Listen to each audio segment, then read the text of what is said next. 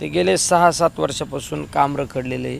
कारण तो रस्ता आणि नगर पाथर्डी रस्ता तो दोन्ही एकाच टायमाला रस्ते रखडले होते.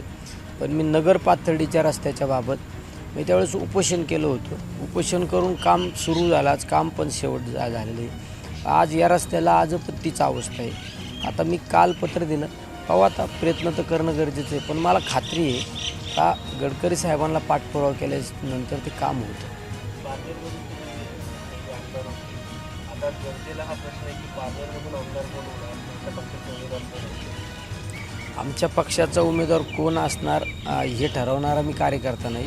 कारण प्रत्येक पक्षाला नेते मंडळी असतात आणि त्या नेतृत्व ज्याला उमेदवारी देईन त्याचं काम करणं हे माझी जबाबदारी असणार आहे. ते गेले 6-7 वर्षापासून काम रखडलेलं आहे. कारण तो रस्ता आणि नगर पाथर्डी रस्ता तो दोन्ही एकाच टायमाला रस्ते रखडले होते. पण मी नगर पाथर्डीच्या रस्त्याच्या बाबत मी त्यावेळेस उपोषण केलं होतं. उपोषण करून काम सुरू झालं, आज काम पण शेवट झालेलं आहे. आज या रस्त्याला आज पण तीच अवस्था आहे. आता मी काल पत्र दिलं, पाहू आता प्रयत्न तर करणं गरजेचं आहे. पण मला खात्री आहे का गडकरी साहेबांना पाठपुरावा केल्यानंतर ते काम होतं. पारनेरमधून तुम्ही पहिले आमदार होते.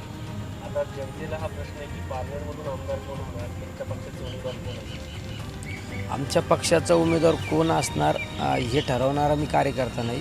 कारण प्रत्येक पक्षाला नेते मंडळी असतात आणि त्या नेतृत्व ज्याला उमेदवारी देईन त्याचं काम करणं हे माझी जबाबदारी असणार आहे.